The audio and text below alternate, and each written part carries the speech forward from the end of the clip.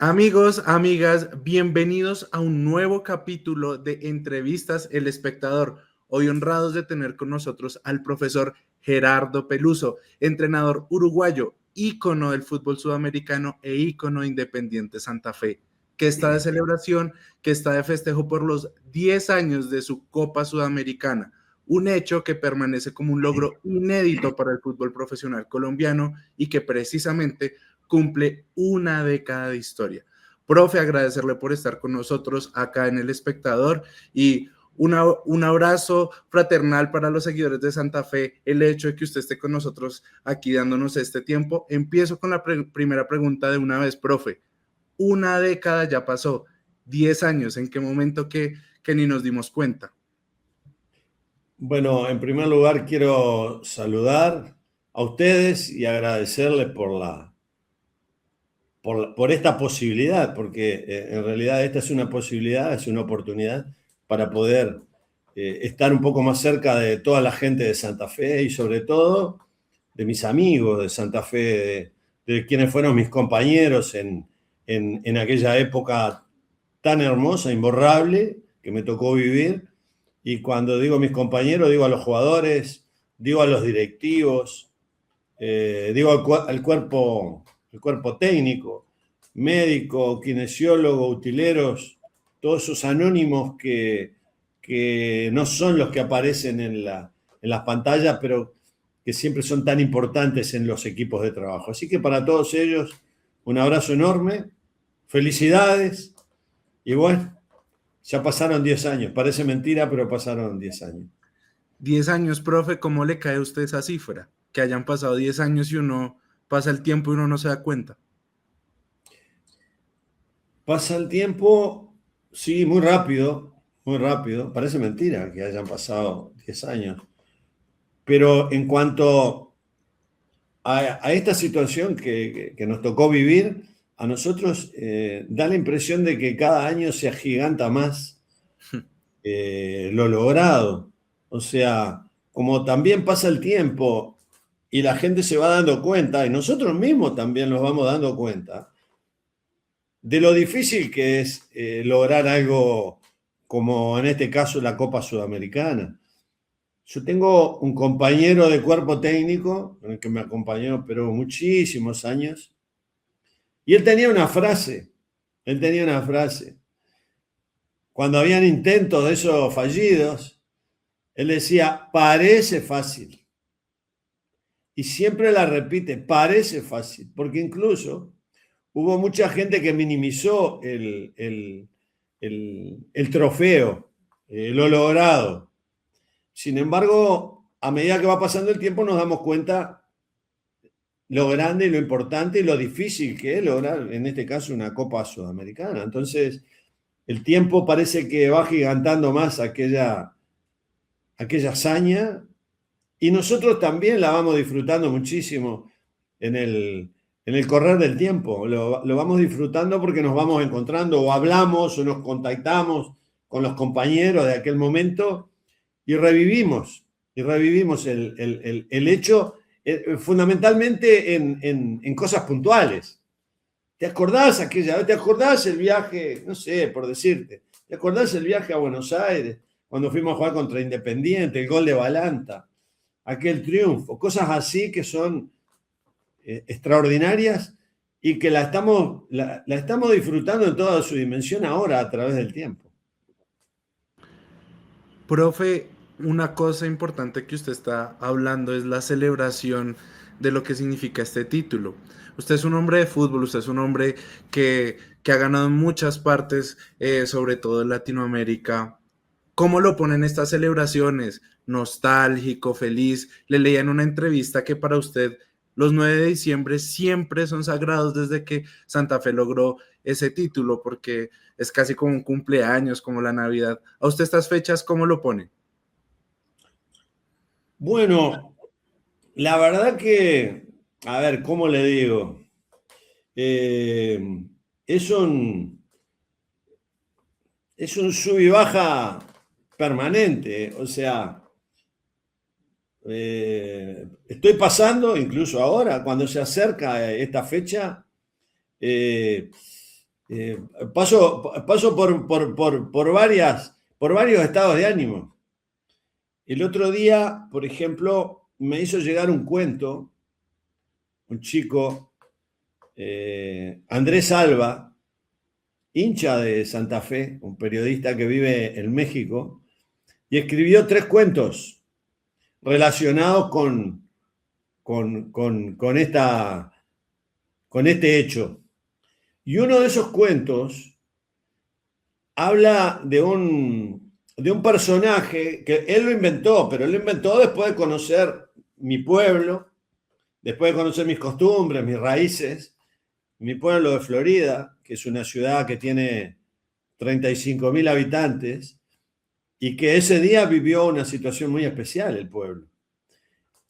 Y hubo un escritor uruguayo que escribió un cuento sobre cómo se vivió en Florida ese 9 de diciembre, y él sacó algunas cosas de ahí y creó otro cuento de un amigo mío, o de un supuesto amigo mío, que fue a Buenos Aires a ver a Santa Fe cuando él nunca había salido del país, a ver la primera final. Entonces, cuento todo esto para decirles que eso me emocionó.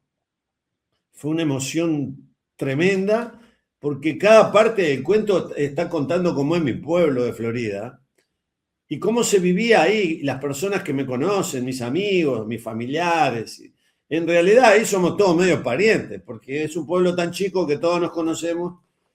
Y ese día fue un día muy especial, porque además Florida venía siguiendo mi campaña en Santa Fe de una manera muy especial, porque la selección de Florida tiene una camiseta blanca y roja.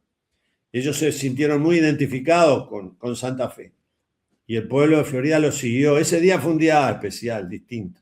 Entonces, me llena de emoción eso. Después, alegría, revivir, satisfacción por haber cumplido con eso tan preciado, ¿no? Que todos costó mucho sacrificio, mucho esfuerzo, pero se logró. Entonces, hay una mezcla de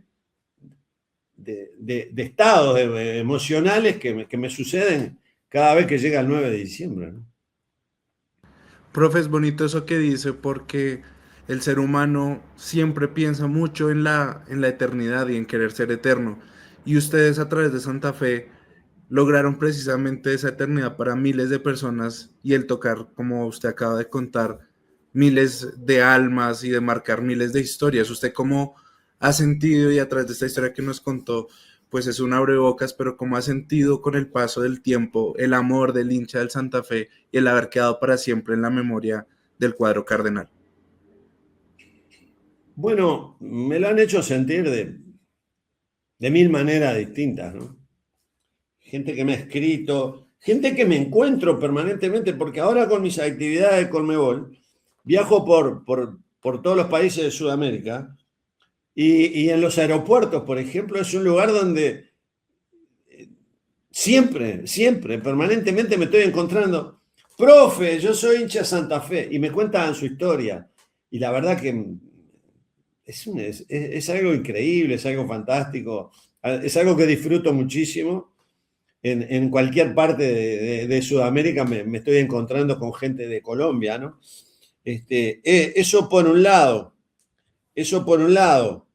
Y por otro lado, lo viví en carne propia. Fue el año pasado, creo que fue el año pasado, sí, el 2024, estando Pablo Peirano al frente de Santa Fe y el profesor Javier Carballo y todo el cuerpo técnico, ¿no? El médico, Rafa, José, el kinesiólogo, Rufai Zapata, que hoy es el preparador de arqueros, pero bueno, ustedes saben muy bien que era el arquero en ese momento, todos compañeros míos, y yo decidí ir a visitarlos, porque tenía muchas ganas de verlos a ellos, pero además de visitar algunos lugares como Tenjo, por ejemplo, que es un lugar sagrado para nosotros, porque era el lugar donde entrenábamos todos los días y allí se gestó todo lo que vino después. Yo nunca más había ido a Tenjo y quería ir a Tenjo, quería ir al Campín, a sentarme un día a ver un partido de Santa Fe. Así que fui, me invitó el presidente del club, el doctor Méndez,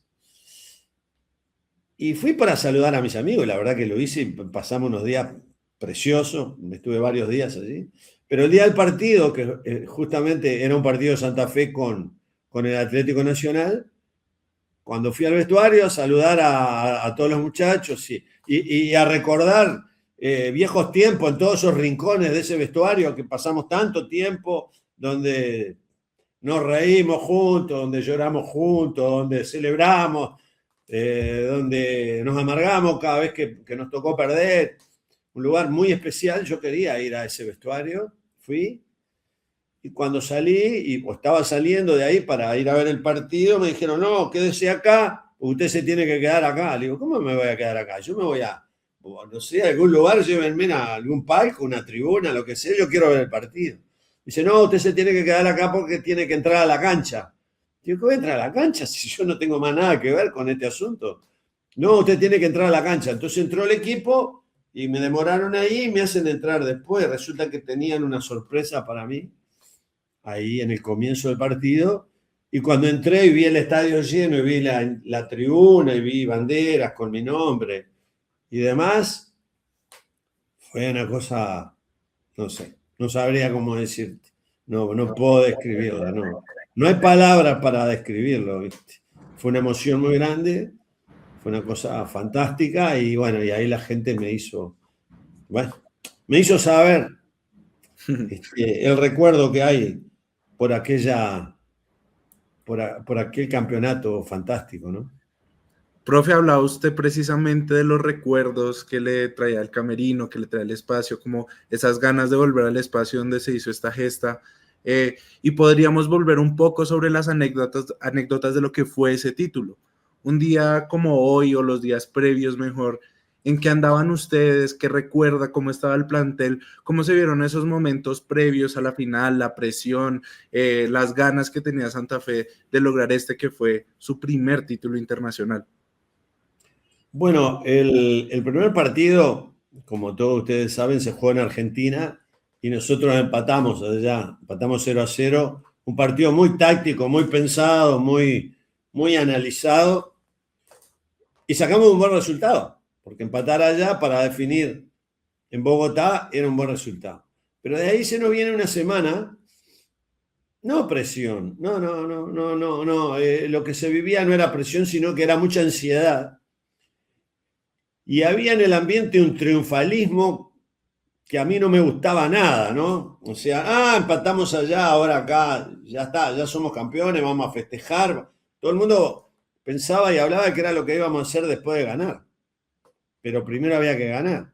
Entonces, la tarea, visto el ambiente, visto cómo estaban los jugadores y demás, los jugadores estaban muy bien, estaban en forma extraordinaria. El tema era bajar los niveles de ansiedad, ese triunfalismo que no nos llegara. Entonces, no fue fácil. Toda la semana estuvimos trabajando en eso, o sea, trabajos más bien recreativos y de mucho ambiente de bajar y de entender que había que ganar primero. Si queríamos festejar, primero teníamos que ganar. Y que era un equipo muy difícil, Huracán, muy difícil. La prueba había eliminado a grandes equipos. Eliminó a River Argentino, Huracán. Era un equipazo y que estaba hecho para jugar finales, ese equipo de Huracán. Era un equipo muy difícil. Entonces, por ejemplo, me acuerdo que el día del partido, en la mañana, yo bajo al lobby del hotel porque andaba vigilando todos los alrededores, todo el ambiente, porque yo sabía que había una euforia desmedida. Y cuando llego al lobby me encuentro con que estaba lleno de gente, el lobby del hotel. Y habían un par de jugadores que ya habían bajado y estaban con el tema de la entrada, y esto llevale a mi familia, y esto es para vos, y esto es para mí. Entonces me puse como loco con la seguridad. Dije, ¿cómo? ¿Qué pasó? ¿Qué es una feria esto? Esto es la concentración de un equipo de fútbol, tenemos que estar tranquilos, todo el mundo para afuera. Y ahí me peleé hasta un guardia de seguridad, me dijo, no, nada. Todo el mundo para afuera.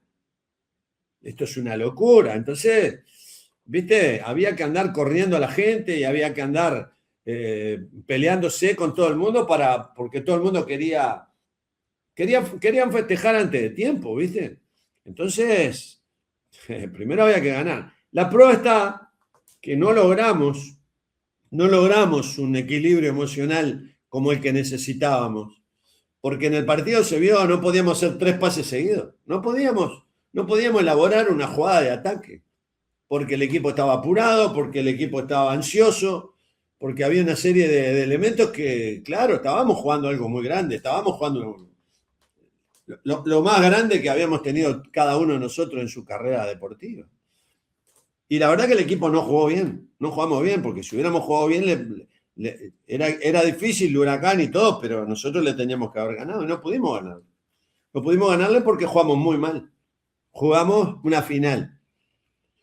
No jugamos bien y llegamos a los penales. Y acá, por ejemplo, tengo una foto que la tengo acá en mi escritorio, muy representativa, que fue cuando tiramos el último penal, que estaban todos los jugadores arrodillados ahí en la mitad de la cancha y se están parando para salir a festejar. Esa es una foto que me gusta mucho a mí, que la tengo acá como diciendo, se logró, ¿viste? Hasta sufrimos, pero se logró. Así que hay muchas cosas que vienen a la memoria cuando pensamos en aquella campaña, de cosas todas muy lindas, por supuesto, por más que también tuvimos algunas complicadas, ¿no? Pasamos por muchas tormentas, pero bueno, el asunto justamente es ese, superar las adversidades. El éxito no es el que la hace toda de una, es el que supera las adversidades, ¿no? Profe, ese era un equipo además de muchísimos líderes futbolísticos, ¿no? Estamos hablando de Rufai, estamos hablando pues de un jugador después que se proyectó tanto como Jerry Mina, pero también estamos hablando, por ejemplo, de Omar Pérez. ¿Qué tan clave era Omar Pérez en el funcionamiento, en el liderazgo también de ese camerino y en esa intención que usted mismo decía de bajar la ansiedad ante una etapa como esta? ¿Qué papel jugaba también Omar como jugador, como líder y otros líderes futbolísticos que tenía ese equipo? Bueno, nosotros teníamos un equipo extraordinario, porque nadie va a ganar un campeonato de esa magnitud si no hubiéramos tenido jugadores extraordinarios. Si empezara a nombrarlos sería injusto, pero tú dijiste Rufai, y la pareja de zagueros, que eran 2 jovencitos en ese momento, cuando yo llegué a Santa Fe, ya los conocía, yo había estudiado absolutamente todo, el plantel, los jugadores, todo. Jerry Mina y Pacho Mesa para mí eran la mejor pareja de zaguero de Sudamérica. Y se lo dije antes de empezar los entrenamientos. Que yo lo iba a declarar, les dije. Ahora, quería el compromiso de ellos, que no se me fueran a asustar con tanta responsabilidad. Así que quedaron medio sorprendidos, pero los hechos demostraron que Jerry Mina y Pacho Mesa fueron, para mí, en ese año eran la mejor pareja de zaguero de toda Sudamérica. Y después, Otálvaro, Anchico, en el medio, Gordillo, Roa, el talento de Seijas, de Luis Manuel, Morelo, Borja, Luis Quiñones. Me estoy olvidando de algunos jugadores, pero eran jugadores. Baldomero Perlaza, Baldomero, qué jugador, Dios mío. Negro, divino. Y qué profesional y qué persona. Lo de Omar Pérez fue un caso para analizarlo aparte, si se quiere. ¿En qué sentido? Que él era el líder del equipo y el equipo funcionaba alrededor de Omar Pérez.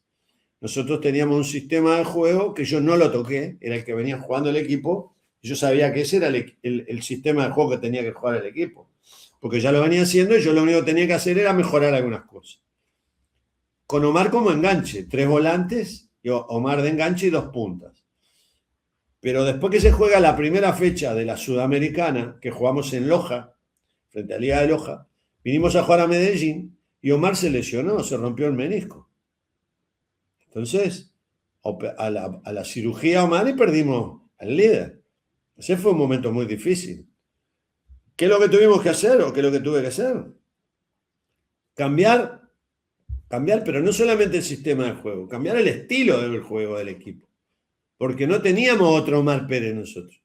Omar Pérez había uno solo. Entonces, ¿Qué es lo que hice desde el punto de vista táctico? Algo bastante sencillo, pero práctico. Puse otro volante de contención al lado de Jason Gordillo y le di más salida a Roa por derecha y a Seijas por izquierda. Y mantuve los dos puntas que venía jugando el equipo. Nos quedamos sin enganche. Quedamos con un 4-4-2 marcado. ¿Y qué perdimos? Perdimos al líder, perdimos talento, perdimos pelota quieta, perdimos el pensador. Pero el equipo ganó en dinámica, que era lo que nos daba la otra posibilidad. No habían más tampoco. Entonces, cambió totalmente el estilo del juego. Y cuando Omar volvió de la operación, él no estaba bien para jugar. Todavía no se había recuperado bien. Esa rodilla todavía no estaba en un 100%. Igual, de todas formas, él integró el plantel y jugó, entraba algunos minutos, que eran los minutos que él tenía. Entre que la rodilla no estaba totalmente recuperada, en que todavía no estaba bien físicamente, pero él nos aportó, obvio que nos aportó muchísimo. Y aportó muchísimo en el vestuario, en los viajes, en las concentraciones, porque él era un jugador de mucha experiencia y muy inteligente. Y muy inteligente. Obvio que fue importante, pero yo tuve que armar un equipo sin Omar Pérez. Y ahí, bueno, viene todo el problema después de Omar, que como todo crack, no acepta que en ese momento no puede jugar. Él no lo aceptó y bueno, esa es otra historia, pero no le guardo rencor en lo más mínimo, al contrario, le deseo lo mejor en su vida, a él y a su familia, esté donde esté, que sé que vive ahí en Bogotá, pero nada más, yo tuve que ser práctico, pragmático.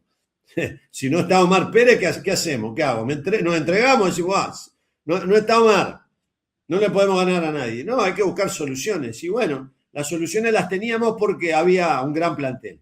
La verdad sea dicha, teníamos un grandísimo plantel.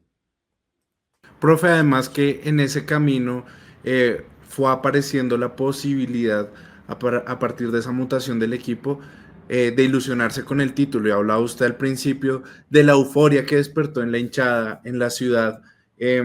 Y según a quien uno le pregunta, va cambiando la respuesta. Pero usted, ¿dónde empezó a sentir que se abría la posibilidad del título contra Independiente, ya contra Luqueño muy avanzado, contra Emelec, o usted ya sentía desde antes, desde esa fase de grupos, que Santa Fe tenía para ser campeón? No, la verdad que la mentalidad nuestra, por lo menos la del cuerpo técnico, y fue lo que intentamos trasladarle al plantel, creo que sí. Es más, no tengo ninguna duda que sí, que todos estábamos mentalizados de la misma manera.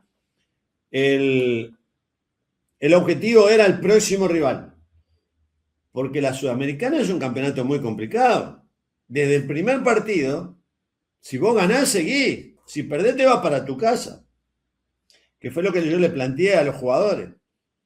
Nosotros tenemos 24 partidos asegurados de aquí a fin de año.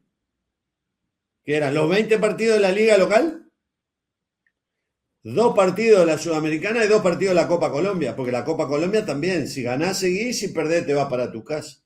Tenemos 24 partidos, están nosotros y están ustedes, si seguimos jugando más partidos o no. Y ellos decidieron seguir jugando más partidos, ganábamos y seguíamos. Entonces, a medida que fuimos pasando los rivales, hubo rivales muy complicados. Emelec, por ejemplo, para mí fue el mejor equipo que enfrentamos. Yo lo tenía estudiado cuando estudié a Santa Fe. Antes de llegar a Santa Fe, yo había estudiado el mapa de Sudamérica y a mí me daba que Emelec era un equipazo. Y así fue. Lo eliminamos con la justa. Entonces pasábamos a uno y venía el otro, y venía Independiente. Y después venía. Cuando llegamos a la semifinal y nos tocó Sportivo Luqueño, mucha gente empezó ya a pensar en la final. Dije, nosotros también mirábamos de reojo la final. Y mirábamos de reojo la semifinal. O sea, nosotros con Luqueño y River Argentino con Huracán. Ya la estábamos imaginando. Pero sabiendo que Sportivo Luqueño era un equipo muy difícil, muy complicado. Yo conocía el fútbol paraguayo, conocía a Luqueño, conocía dónde juega Luqueño, el estadio de Luqueño, es una caldera. Conocía perfectamente a Eduardo Rivera, el entrenador. Entonces, yo sabía quién era Luqueño y yo sabía lo complicado que era Luqueño. Y así fue muy difícil. Y clasificamos con el gol de visitante de Baldomero, ¿no? De Baldomero Perlaza, allá en Luque. Una caldera. El otro día, ahora hace pocos días, estuve en Paraguay y fuimos a Luque y me dice un amigo, te voy a llevar por acá para que pases para que veas el estadio de Luqueño. Le digo, no, déjame quieto, no, vamos por otro lado. Le digo, eso es una caldera. Yo la conozco muy bien. Entonces, pero ya estábamos mirando de reojo la final y mirando de reojo quién podría ser el equipo al cual enfrentaríamos. Bueno, Luqueño costó, pero se logró pasar y tocó Huracán, cuando todo el mundo pensaba que iba a ser River. Por eso siempre viene a la memoria esa frase del profesor Fernando Cal, compañero y amigo, hermano de la vida, de muchos años de trabajo, que él siempre decía, parece fácil. Pero a River argentino parecía fácil y sin embargo se quedó por el camino. Huracán lo eliminó. Profe, hablábamos hace poco con Juan Daniel Roa y precisamente él nos decía que ese gol de Baldomero contra Luqueño fue tal vez el que más gritó él en medio de esas dificultades. ¿Cuál fue el suyo? ¿Cuál fue el momento más angustiante, el que más celebró de toda la campaña? Uf, hubo muchos. Hubo muchos. Pero mirá, uno de los goles que más festejé varios, ¿no? Pero uno de los goles que más festejé, ¿sabés cuál fue? Cuando Daniel Borja la sacó de la raya en la última jugada del partido, en el partido frente a Emelec en el Campín. Claro. Porque nosotros, contra Emelec, como varios partidos, clasificamos por el gol de visitante. Porque contra Emelec perdimos 2-1 ya en Manta, en Ecuador. Y ese gol de visitante nos permitió clasificar porque le ganamos 1-0 a Emelec. Y en la última jugada del partido, Borja la sacó a la raya en un córner. Yo siempre le decía a Borja, el gol más importante que hiciste vos fue esa que sacaste de la raya contra Emelec. De eso me acuerdo. Y me acuerdo de muchas cosas más también. Profe, ya encaminándonos hacia el final de la entrevista, preguntarle a usted, ese Santa Fe, el espíritu de ese equipo, lo que ustedes formaron, la idea que había ahí, a usted como entrenador, como persona, ¿qué enseñanza le dejó a usted? Y también, ¿qué enseñanza cree que le dejó Santa Fe a Bogotá, a la hinchada del fútbol colombiano? Ese equipo es lo más representativo que yo he tenido en mi carrera, o por lo menos está en el podio de lo más representativo. No quiero ser injusto tampoco, porque hay equipos con los cuales de repente no ganamos un campeonato, pero también me sentí totalmente identificado. Por ejemplo, me sentí totalmente identificado con el equipo de la Universidad de Chile del 2010, que llegamos a la semifinal de la Copa Libertadores y lamentablemente se paró la Copa para que se jugara el Mundial de Sudáfrica y luego las semifinales se jugaron después. Nosotros ya cuando volvimos, después de todo eso, el equipo estaba desmembrado, a jugadores que se habían ido al Mundial, que volvieron mal del Mundial, otros que los vendieron. En fin, no me quiero ir del tema, pero ese equipo de Santa Fe, lo máximo porque a lo mejor es capaz que no era tan exquisito y tan brillante para los ojos, pero era efectivo, ganador, con personalidad. Los mejores resultados los sacamos afuera. A mí eso siempre me gustó mucho, mucho, cuando los equipos juegan afuera. Porque hay equipos que juegan muy bien cuando juegan de locales, pero van afuera y no es lo mismo. Este cuadro no. Los mejores resultados los sacamos afuera nosotros. Afuera. Es un equipo valiente, personalidad, jugaban todas las canchas. Y un profesionalismo extraordinario de los muchachos, ¿no? Esa mentalización no es toda nuestra, ¿eh?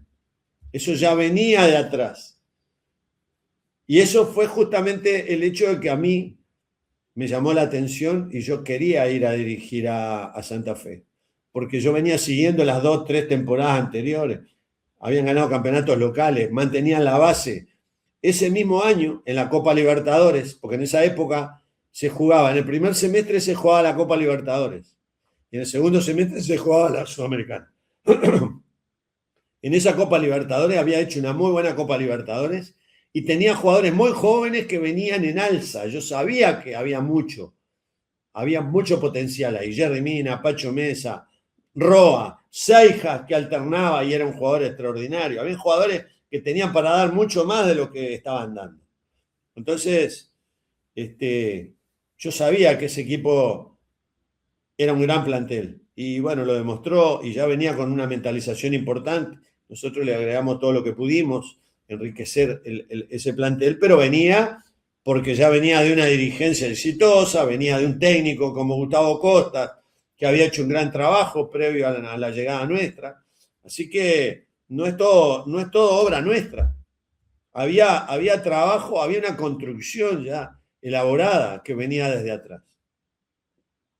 Profe, ese día en redes se habla mucho de la teoría del fútbol, del futbolista colombiano, que es el jugador que juega sin contexto, para bien o para mal, y también se habla mucho de la falta de mentalidad del futbolista colombiano para resolver en momentos importantes. Desde su experiencia, ¿cómo logró convencer a este grupo de futbolistas, que bien dice usted que tienen un proceso, pero cómo instalar esa idea en medio de este contexto de la mentalidad que tanto se discute hoy del futbolista colombiano, cómo lograr instalar esa idea en un equipo que logró ser campeón con garra, con convicción, un equipo que peleaba de tú a tú y con jerarquía con los grandes equipos del continente? Yo no tengo no tengo la receta. No. En el fútbol no hay recetas, porque inclusive en algunos lugares donde me fue bien, quise aplicar la misma receta, no, como tengo la receta del éxito, vamos a aplicarla y no. Cada equipo, cada momento, cada situación es única, es una historia, es un papel en blanco donde la historia hay que escribirla. Y nosotros escribimos una historia ahí, comenzamos de cero en la llegada nuestra, pero vuelvo a reiterar, ahí era una construcción que ya venía de atrás. Pero que se puede, sí se pudo. ¿Por qué no se va a poder? Si al año siguiente de nosotros lograr la Sudamericana, yo tengo una gran amistad con Reinaldo Rueda, una grandísima amistad de muchos años. Y conversábamos mucho con Reinaldo. ¿Y él cómo pudo también en Atlético Nacional al año siguiente salir campeón de la Libertadores? ¿Por qué no? ¿Por qué no? ¿Que hay algo escrito que diga que no se puede? El tema es que hay que intentarlo y hay que llevarlo adelante. Esa es un poco la interrogante que yo me hago, qué está pasando con los equipos colombianos, donde la liga para mí es una liga de primerísimo nivel. A mí me encanta la liga colombiana. Los jugadores son de grandísimo nivel. La prueba está, la selección en la última Copa América jugó la final contra Argentina y perdió. Frente al campeón del mundo perdió con un gol cuando ya iban a los penales. Y ahora la Sub-20 está en el podio de los 3 mejores equipos del mundo en el Sub-20 que se jugó en Chile. Quiere decir que los jugadores están, que la calidad está. Hay que conjuntarla y hay que lograr objetivos. Pero bueno, no sé qué pasa con los equipos colombianos. Últimamente a mí me parece que no están dando lo que sí podrían dar. Profe, igual hay un contexto también económico, por ejemplo, de diferencias muy marcadas con Brasil, que ya escapa hasta del fútbol colombiano, sino también de la competencia incluso con los argentinos y con todo el continente, por ejemplo, ¿no? Pero en esa época también, hace 10 años atrás, Brasil era Brasil y Colombia era Colombia. Yo sé que es difícil, a ver, lo reconozco, porque además ahora se han acentuado, porque se ha estudiado más el fútbol, la gente que dirige el fútbol, desde las cúpulas para abajo, están más organizadas y están más profesionalizadas. ¿Está bien? Entonces, Brasil, por ejemplo, le está sacando más provecho al potencial que tiene, le está sacando más provecho. El tema es que nosotros no le sacamos más provecho a lo que tenemos, ¿tá? Porque las diferencias siempre existieron. A ver, siempre existieron. Siempre fueron muchos más que nosotros. Pero yo pienso que se puede. Yo qué sé, nosotros acá en Uruguay estamos con lo mismo. No, no se puede, ya no se puede, ya no se puede. Pero Peñarol el año pasado llegó a la semifinal de la Copa Libertadores. Y estuvo a un paso de llegar a la final. Entonces, yo digo que sí que se puede. Es difícil, pero se puede. Pero no solamente está la Libertadores, también está la Sudamericana. Entonces, no sé, yo me voy a morir optimista, ¿no? No quiero pensar en el medio vaso vacío. No, no, ese no corre, no corre conmigo. Profe, tenía esta última pregunta sobre el ADN del entrenador uruguayo, además en Santa Fe, porque hay como hay una cercanía de Santa Fe con el entrenador uruguayo. Usted dejó una huella imposible de comparar, pero después en el tiempo reciente, estoy hablando, también estuvo Alfredo Arias, que por cierto le está yendo muy bien, estuvo Peirano, usted ya lo dijo, estuvo Baba, que sacó campeón al equipo, ahora viene Repeto. ¿Qué entidad cree que encuentra el hincha santafereño en los entrenadores uruguayos? Yo creo que hay varios puntos que coinciden. Yo lo viví, pude apreciarlo y lo estoy viendo ahora, que lo veo desde afuera, el proceso de más adelante. Y creo que sí, porque ¿qué pasa? Nosotros los uruguayos somos como somos. ¿Tá? No voy a entrar en detalle, pero ya más o menos todos saben cuál es el perfil de un entrenador uruguayo, más o menos. Porque nosotros somos un país muy pequeñito y estamos entre dos potencias, Brasil y Argentina. ¿Cómo hacemos para competir contra ellos? Y bueno, tenemos que poner un montón de cosas más que los demás. Lo que tienen los demás a nosotros no nos alcanza. Nosotros tenemos que poner mucho más, que el esfuerzo, el profesionalismo, la garra. Si yo doy de 1 a 10, tengo que dar 15, porque si no, no me alcanza. Entonces, todo eso hace que se parezca mucho y que encaje bien en lo que es Santa Fe, porque el hincha de Santa Fe viene de una historia de mucho sufrimiento y de mucha pérdida. El hincha de Santa Fe tuvo 37 años sin salir campeón. Y lejos de desaparecer los hinchas, cada vez eran más. Entonces, ¿qué pasa? Los chicos que van hoy al estadio, a lo mejor alguno de ellos no vivió los 37 años, pero es hincha de Santa Fe porque el padre lo hizo hincha, o el abuelo lo hizo hincha. Y el abuelo sí vivió la del año 75 hasta que salió campeón. Y si no, el padre. Es una cosa que se hereda.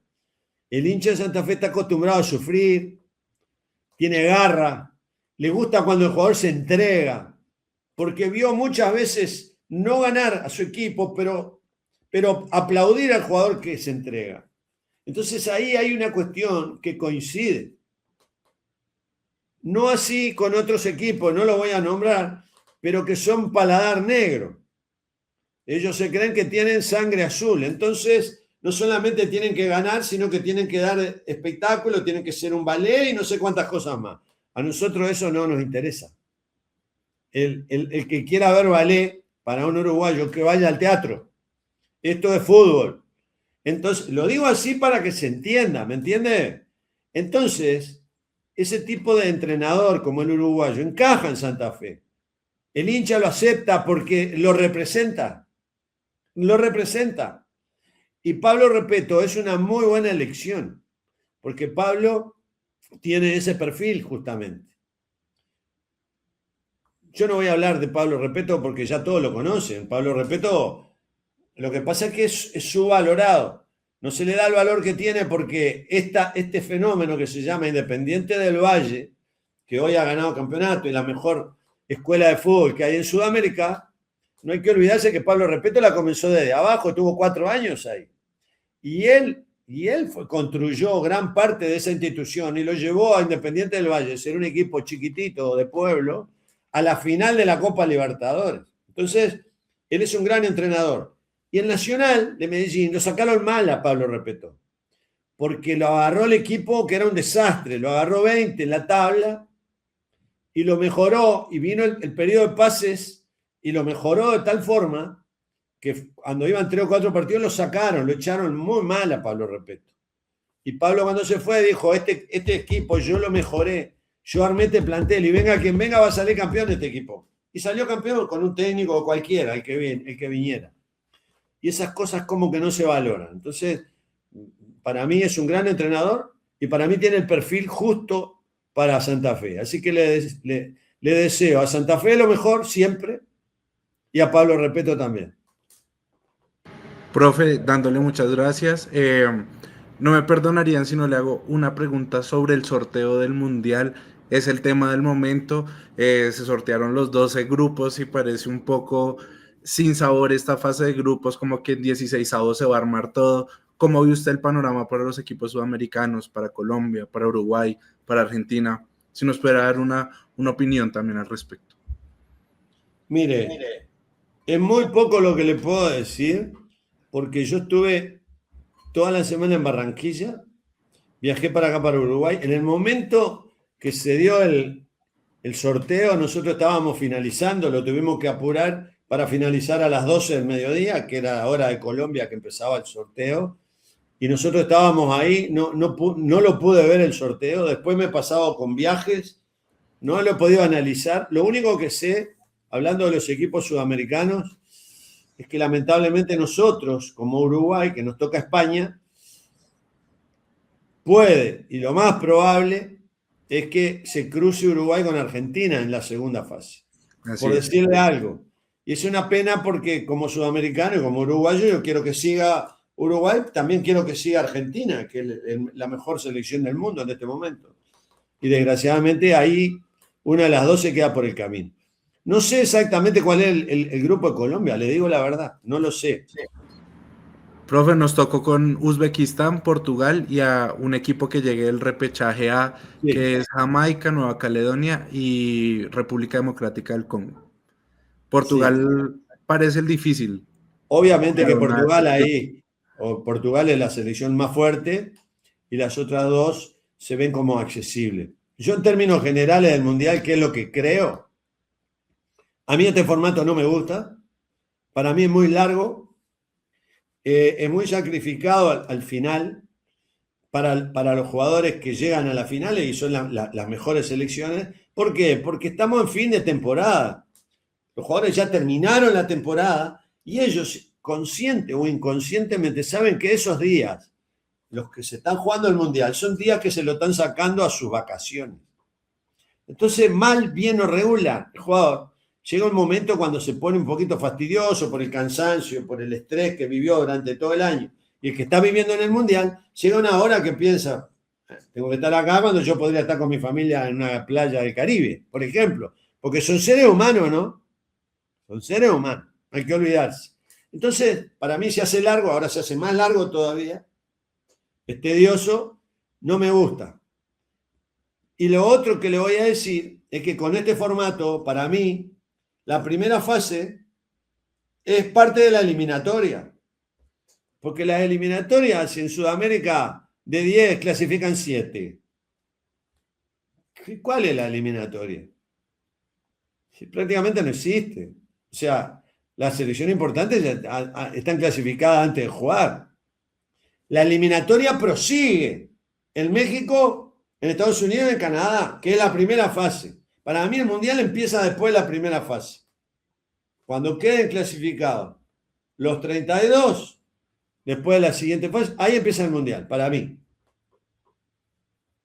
Profe, le damos muchísimas gracias por estar con el espectador en esta conmemoración de los 10 años de esa Copa Sudamericana 2015. Pasaron 10 años, usted mismo dijo que no se dio cuenta, los hinchas de Santa Fe tampoco. No sé si les quiere dejar un saludo final, profe, ya para despedir la entrevista. Bueno, sí, como siempre. Un abrazo enorme desde acá de Montevideo, Uruguay, a toda la gente de Santa Fe, a todos. Felicidades por estos 10 años y a seguir recordándolo y disfrutándolo. Hasta pronto. Ese fue Gerardo Peluso, aquí en un nuevo capítulo de Entrevistas El Espectador, un espacio para conocer más a profundidad los secretos detrás de esa Copa Sudamericana, las opiniones también de Gerardo Peluso y sus recuerdos de esa importante título del equipo cardenal. Muchas gracias a todos los que siguieron esta entrevista. No olviden suscribirse al espectador, estar pendiente de nuestra página web, de nuestro periódico impreso y nos vemos en una próxima ocasión.